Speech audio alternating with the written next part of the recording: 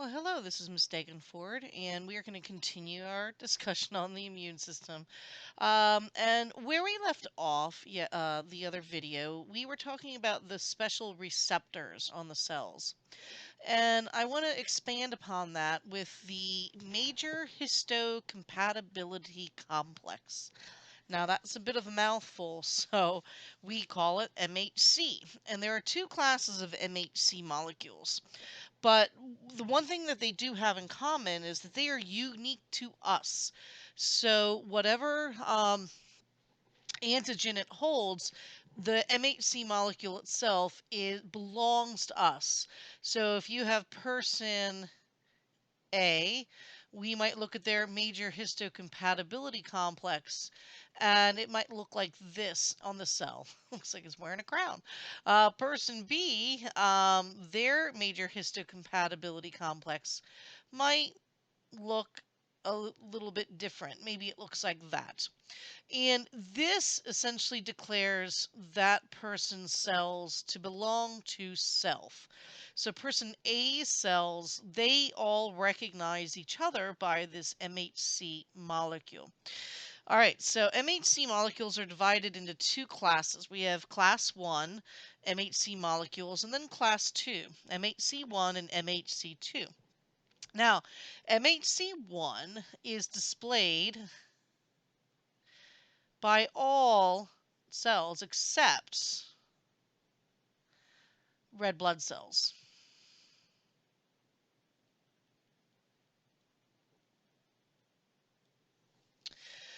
Now, they are synthesized, just as all proteins are, they are synthesized at the ER, and then during that process, they are joined with an antigen. Now, this antigen, in the case of MHC molecules, this is called an endogenous antigen.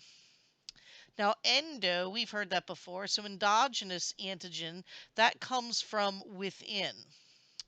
Now, essentially, this endogenous antigen is either its own kind of molecule, just a protein that's floating around, a glycoprotein that's floating around, something that belongs to it. If it's a pancreatic cell, it has a pancreatic protein or a pancreatic glycoprotein. And if it is its own antigen, basically it's declaring I'm okay. So I've used the analogy that this is the Facebook status of the cell. So we're going to draw a couple over here. Let's just go ahead and use a stomach cell since we've been kind of hit with that stomach virus. Um, let's take two stomach cells, and these two stomach cells have a little MHC molecule on its surface, and they're going to be the same kind. So because it's the same person, so let me go ahead and get rid of, just for the sake of clarity, this is from person A. So we've got two stomach cells. Now let's say stomach cell over on the right, this is infected. So this stomach cell is infected with that norovirus, and as that virus has come in, now the stomach cell is making all of these new viruses, and what will happen is, in the process of making these MHC molecules, that little bit of viral antigen could get onto that MHC1 protein. Now, this cell is advertising the fact that, help, I'm infected. So this one on the right is displaying its antigen that came from a virus. Now that virus went into the cell, so it's still an endogenous antigen. It came from within. But think about this. If you've got a wandering immune cell outside here, just this phagocyte, and it's searching, and so it's wondering, is everything okay? Well, how does it know anything's wrong inside of that cell unless that cell is somehow advertising to that? So oftentimes, people use the idea that, okay, well, if there's a fire inside of a building, somebody might wave a blanket out the window saying, help, help, And so the cell uses that MHC1 molecule to do that. On the other hand, let's say everything is great. Let's say there are no issues with this. So let's say that over here on the left, this is a completely normal cell, in which case this then would be a normal cell protein. So that's viral. This would just be a normal cell protein. And this is an antigen, just a protein or a polysaccharide, a glycoprotein that gets packaged inside the cell. So on the rough ER, you would have that antigen and then it would travel up to the cell membrane. We'll look at that in a little bit more detail in class. And this point, that cell is saying, hey, I'm okay. I'm a pancreas cell, don't or stomach cell, don't bug me. And then the immune cell up here would just, it would definitely look at this and go, uh-oh, and then it would move on from the other one because that one's normal. So the MHC molecules are a status indicator. Now the MHC2 molecules, these are found in antigen presenting cells. I briefly mentioned that in the previous video, APCs. And just as the name implies, they present antigens. Now you want to think a bit these as these are the soldiers that are on recon. And as they're doing reconnaissance, they're looking around and maybe they find a part of a uniform that is the enemy. And so as they find the enemy's uniform, the colors, the badge, the stripes on the uniform, they're going to go back to the other soldiers and declare the the kind of enemy they're facing.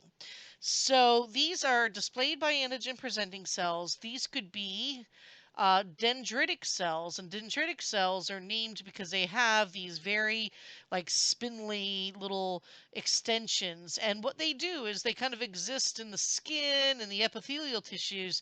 And you want to think of these little tentacles, well, tentacle-like, as they can grab or pull any passing antigen that's just gonna like a virus or a bacterial toxin, and then it's gonna get into the body. I'm sorry, into that cell. And then we have macrophages. And macrophages aren't quite as effective as dendritic cells. They're there, they can do the same thing, present antigens, but they're doing so more to then kind of get told to go back and fight. So yes, indeed, macrophage, that is the antigen that we need to fight. That's the enemy we need to get at. Go back and fight. So they then become even more aggressive. And then B cells can also present antigens, but they're not going to activate anything. In fact, their job is to then get excited by other cells, helper cells. Now, their job, all of these antigen presenting cells, their job is to display what are called exogenous antigens. And these exogenous antigens, they come from outside. So their role, because all of these can engulf pathogens. So they're just kind of wandering around doing their reconnaissance, and lo and behold, here's our little, virus that it encounters, or back to take your pick, virus that it encounters. Well, its job is going to bring into that antigen presenting cell. It's going to bring it in, and as it brings it in, it's going to enclose it. So this is an endocytosis, phagocytosis, pardon me. And then it's going to bring that antigen inside. And as that antigen gets broken down, similar things happen. It's going to be attached to that MHC molecule. So that MHC molecule is going to get on the surface. This is an MHC2. And that MHC2 molecule is now going to hold that viral antigen. Oops, need to change the color there. It's going to hold that viral antigen, but now its job is to go back and go, um, hark, this is the enemy, and it's now going to display that antigen to whatever cell needs to be activated. Now, here's a nice tie-in to the last video.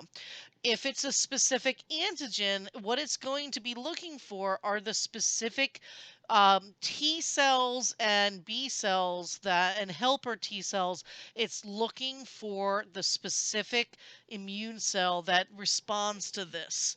So imagine going back, you're a soldier and you've got this little uniform and you're going back to all of these soldiers that are asleep. And so you got a whole bunch of these soldiers, and let's say this soldier, I keep using measles, but let's go for it. This soldier is carrying back the measles alarm. So this guy is for the measles, this guy is for the mumps, this guy is for the flu, this guy is for Ebola, and you have other ones for bacteria.